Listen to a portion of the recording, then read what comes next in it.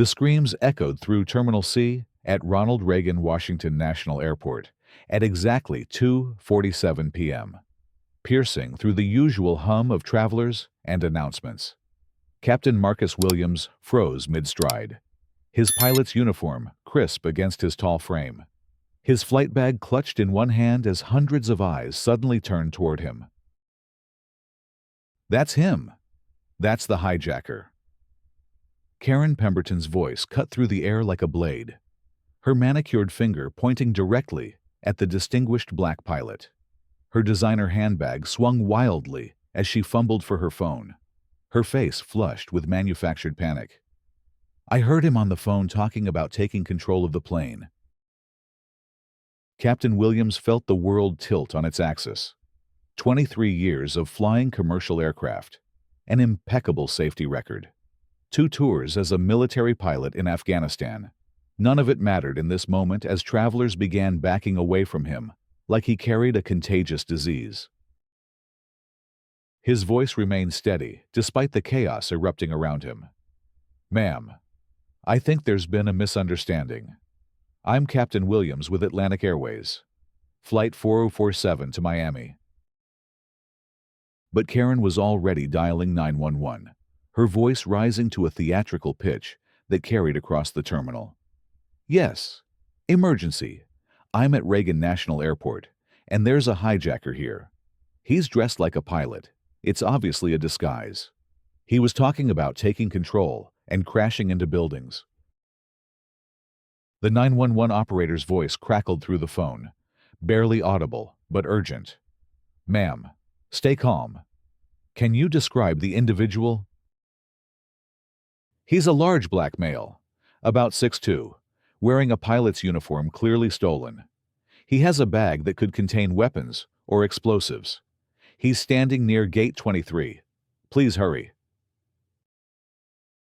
Within minutes, the first wave of airport security converged on the scene. Captain Williams raised his hands instinctively, his pilot's training kicking in. Comply, de-escalate, survive. But as he looked into the eyes of the approaching officers, he saw something that chilled him more than any turbulence he'd ever encountered. They believed her. "Sir, we need you to step away from other passengers," commanded Security Chief Janet Morrison, her hand resting on her radio.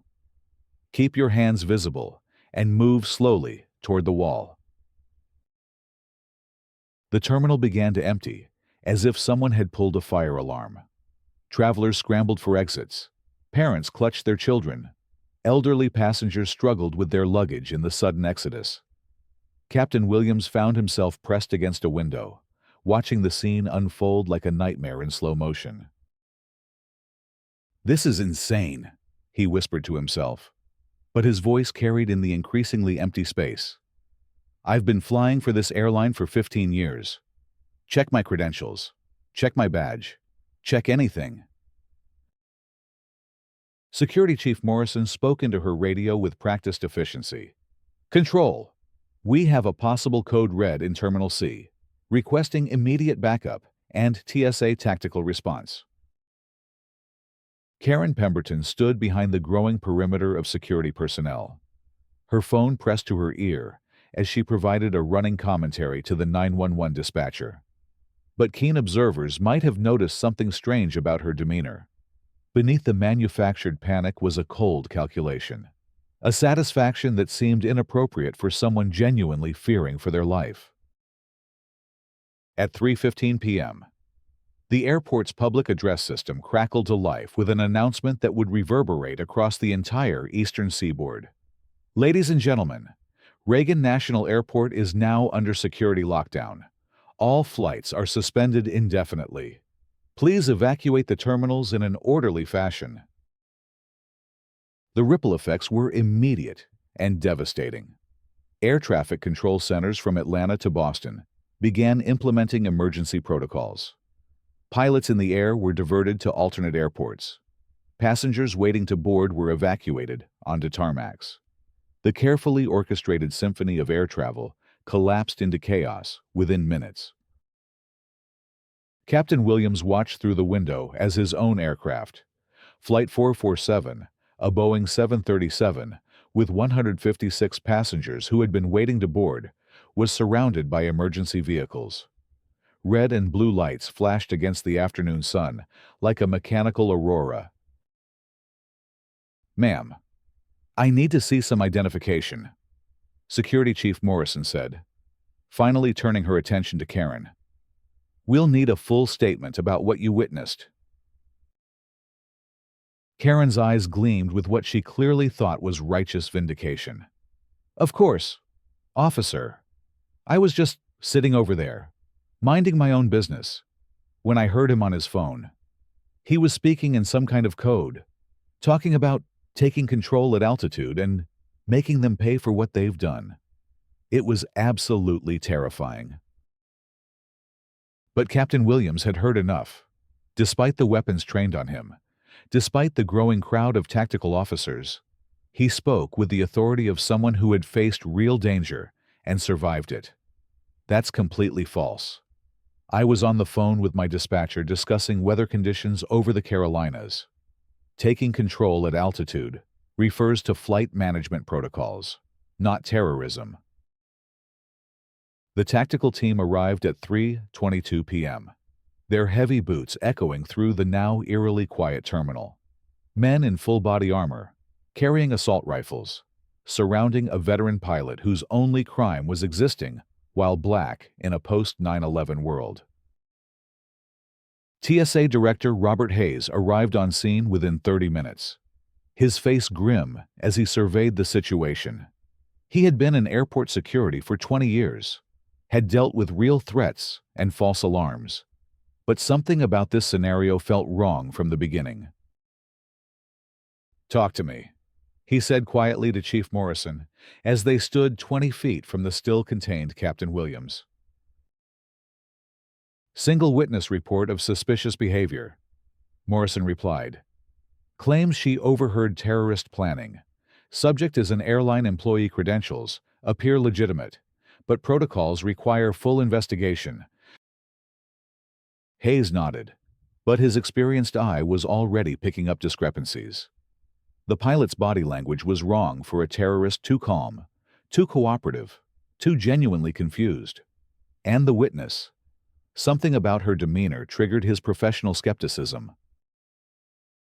Meanwhile, the media had arrived with the speed of vultures sensing carrion. News vans lined the airport perimeter, satellite dishes reaching toward the sky like electronic prayers. By 4:00 p.m., every major network was broadcasting live coverage of what they were calling the Reagan Airport terror incident. This is Jessica Martinez reporting live from Reagan National Airport, where a potential hijacking attempt has shut down one of the nation's busiest airports, announced CNN's field correspondent. Sources confirm that a suspicious individual, reportedly dressed as a pilot, was detained after making threatening statements about aircraft operations. The story exploded across social media with the speed of digital wildfire. Reagan Airport attack began trending within minutes. Conspiracy theories flourished in the absence of concrete information. Stock prices for major airlines plummeted as investors panicked about the implications of a new terrorist threat. But 3,000 miles away, in a cramped TSA office in Los Angeles, Agent Maria Gonzalez was staring at a computer screen with growing alarm. She had been monitoring routine smuggling investigations when the Reagan Airport alert came through, and one name in the incident report had triggered a very different kind of red flag. "Pemberton," she muttered, scrolling through her active case files. "Karen Pemberton. Where have I seen that name?" The answer came up on her screen like a neon sign: Karen Pemberton, listed as the aunt and guardian of Derek Pemberton, currently under federal investigation for international smuggling operations. Derek, who worked as a baggage handler at Reagan Airport. Derek, whose smuggling ring had been under surveillance for 6 months. Derek, whose arrest was scheduled for the following morning. Agent Gonzalez's hands flew across her keyboard as she pulled up phone records, financial transactions, and surveillance footage. What she found made her blood run cold, a pattern of communication between Karen and Derek that suggested advanced knowledge of the impending raid. Back at Reagan Airport, Karen was giving her third interview to investigators, her story growing more elaborate with each telling. He was definitely Middle Eastern, she now claimed, though Captain Williams was clearly African American. And he had this look in his eyes, that radical look. I've seen it on the news. TSA Director Hayes had heard enough. He pulled Agent Morrison aside, his voice low but urgent. Run a background check on our witness. Full spectrum financials, associates, recent communications. Something's not adding up here.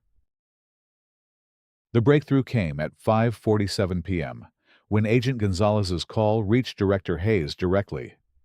Sir, we have a major problem. Your witness is connected to an active smuggling investigation.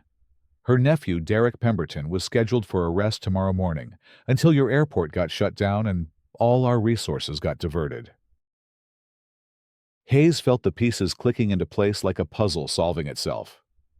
You're telling me this whole thing might be a diversion?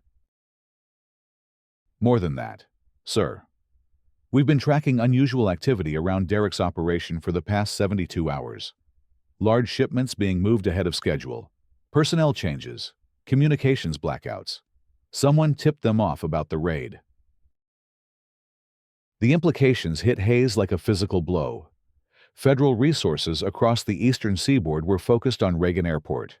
TSA tactical teams, FBI counterterrorism units, Homeland Security assets all diverted from their normal operations by a single phone call from a woman whose nephew was about to be arrested for international smuggling.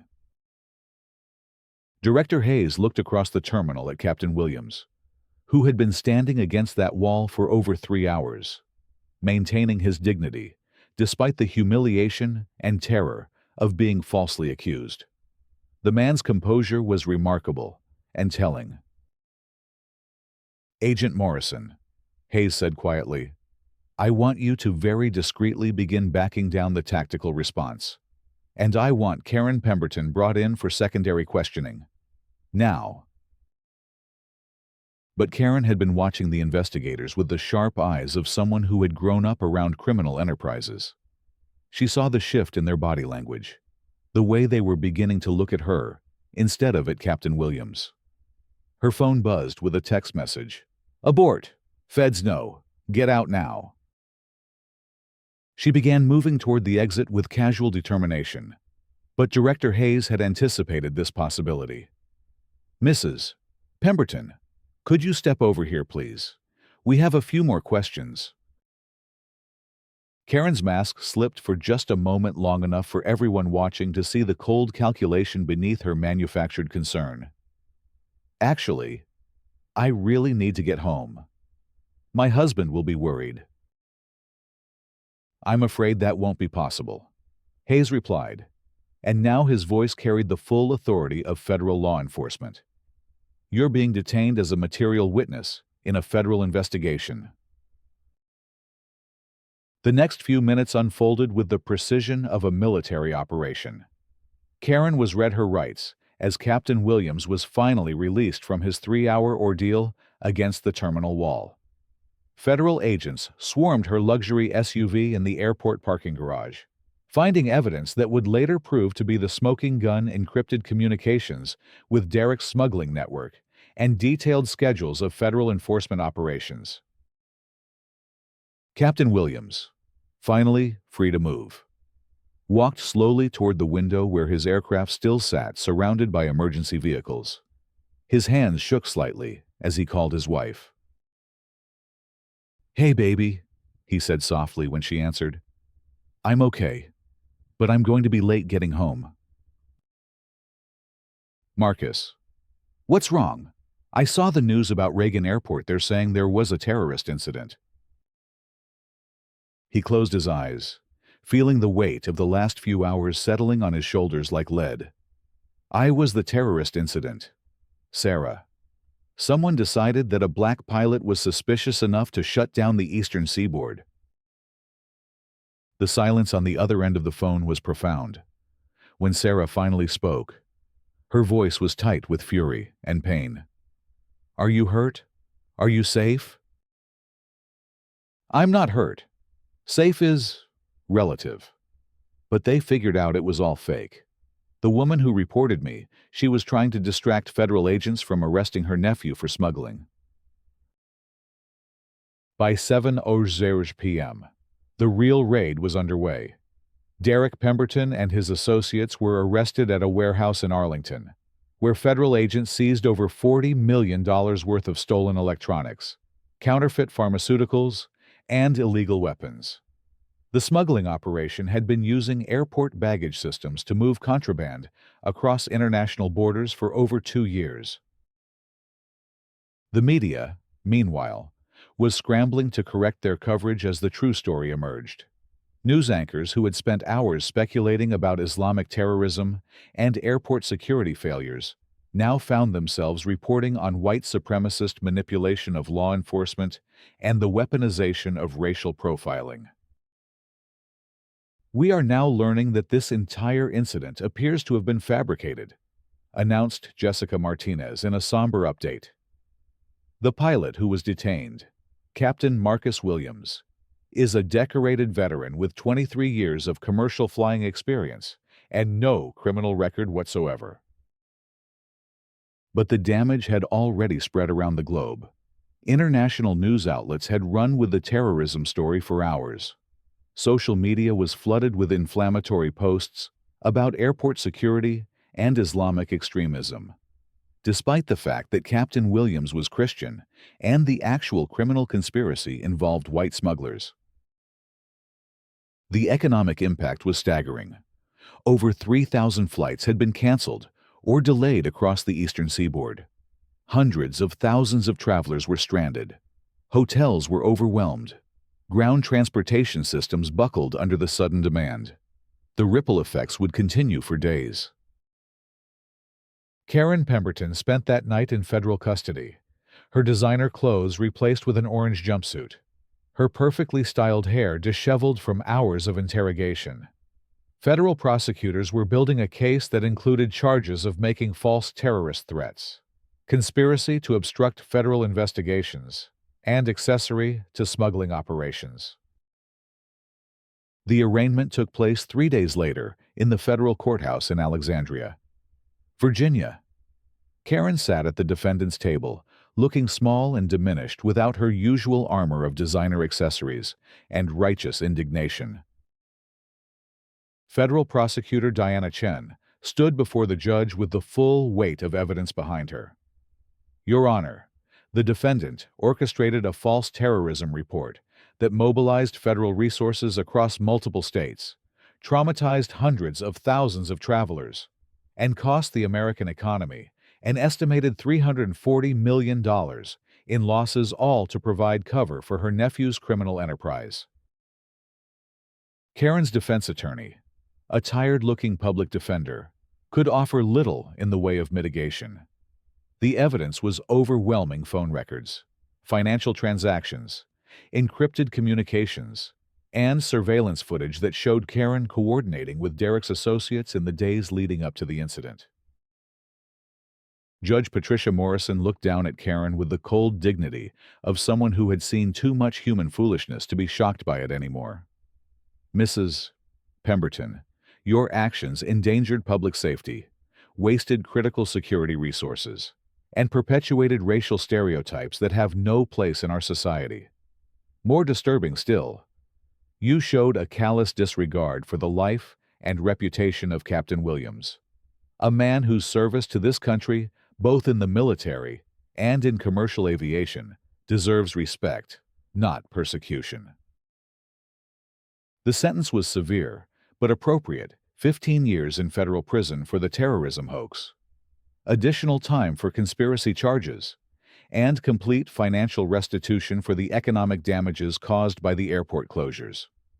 But perhaps most symbolically important was the lifetime ban from all commercial aviation. Karen Pemberton would never set foot on an airplane again. Captain Williams attended the sentencing hearing, not out of vindictiveness, but because he believed in the justice system that had ultimately vindicated him. When reporters asked him for a statement afterward, his words were measured and thoughtful. "What happened to me was wrong, but it was also bigger than me. Every day, people of color face suspicion and hostility simply for existing in spaces where others don't expect to see us." Karen Pemberton weaponized that prejudice for criminal purposes. But the prejudice itself, that's something we all have to address. Atlantic Airways, facing potential lawsuits and public relations disasters, moved quickly to make amends. Captain Williams was promoted to chief pilot, given a public apology from the CEO, and awarded a substantial settlement. But perhaps more importantly, the airline implemented new training programs on unconscious bias and racial profiling for all employees. The broader implications of the case reverberated through federal law enforcement agencies. New protocols were established for verifying terrorism reports, especially those that seemed to target individuals based on race or religion.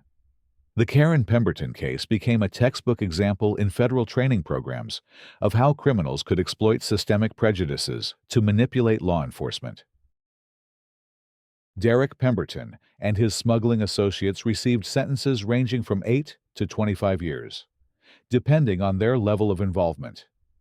The criminal network they had built was dismantled completely, its international connections severed, its stolen goods recovered and returned to legitimate owners. 6 months after the incident, Reagan National Airport installed a memorial plaque in Terminal C, not to commemorate the false terrorism report, but to honor the principle that airports should be places of connection, not division. The plaque reads, "In recognition that travel brings us together across all boundaries of race, religion, and nationality." Captain Williams continued flying, though he never forgot that afternoon when his world almost collapsed because of one woman's lies.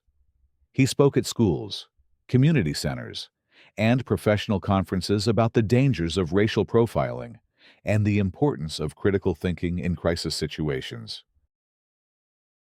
"Fear makes us stupid," he would often say, "and stupid people are easy to manipulate."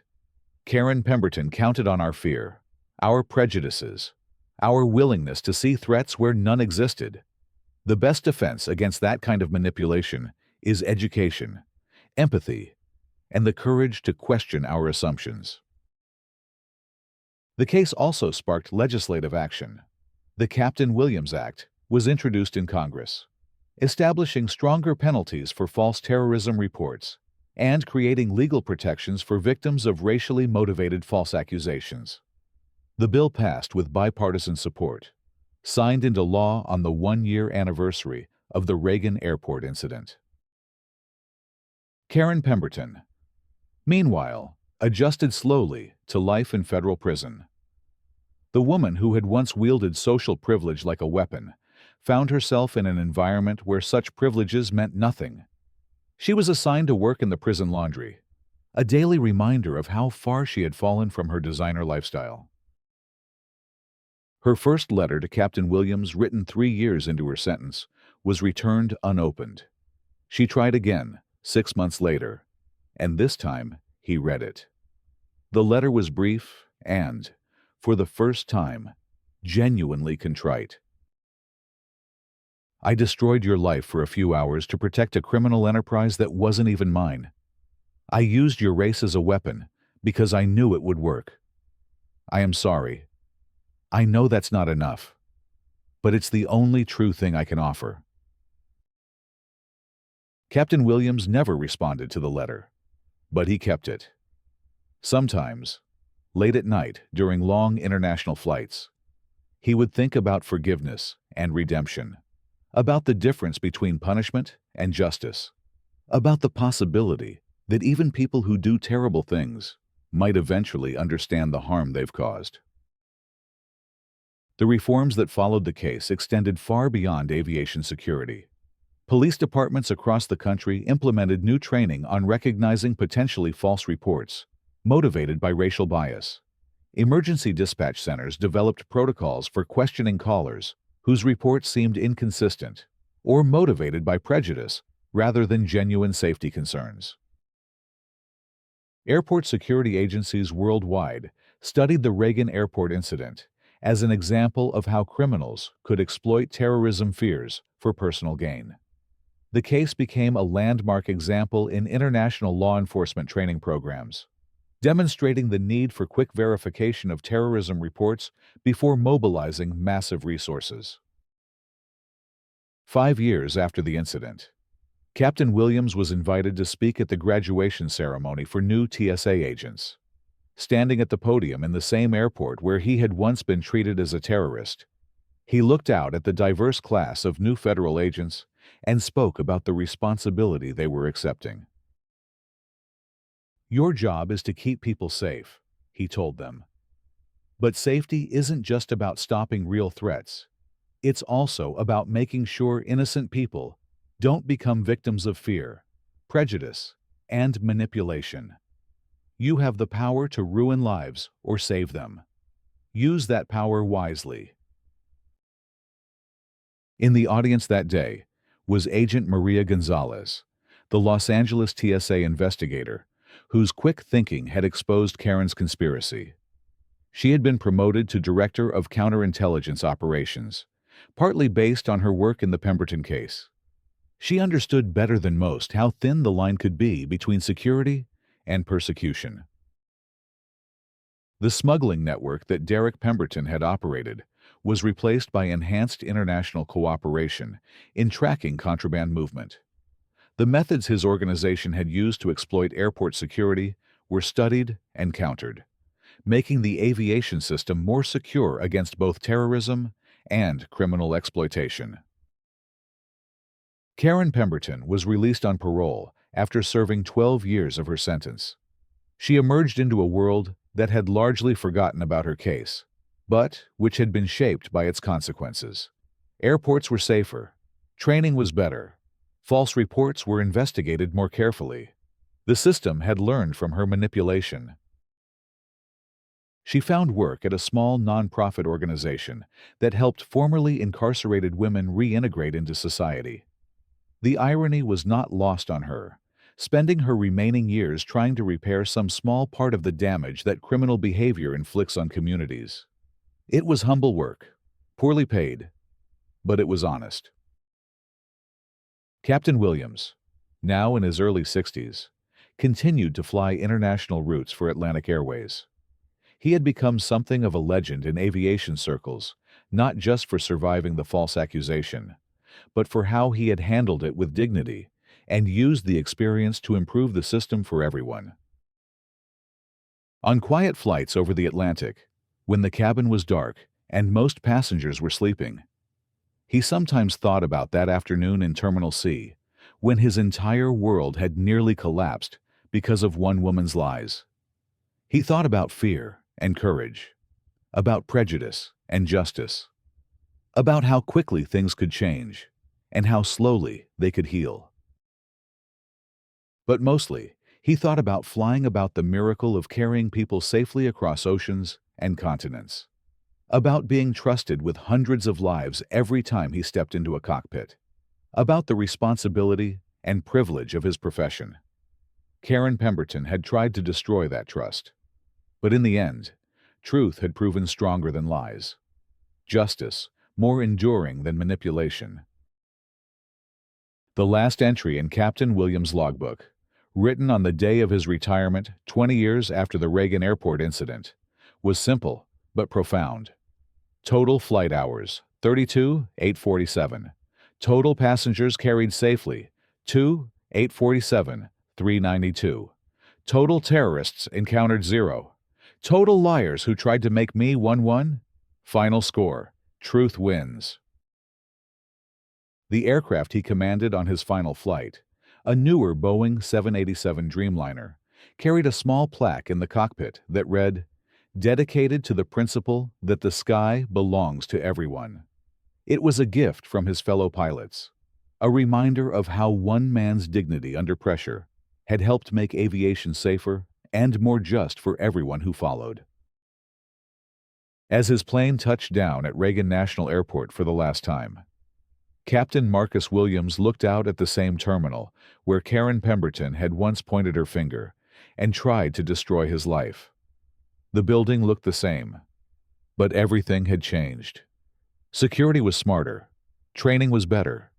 The system was more resistant to manipulation. And in the end, that was perhaps the most important victory of all. Not just that he had been vindicated, but that the experience had been transformed into something that protected others. Karen's attempt to weaponize prejudice had backfired completely, creating instead a system that was more fair, more thoughtful, and more just. The truth had won, and it always would.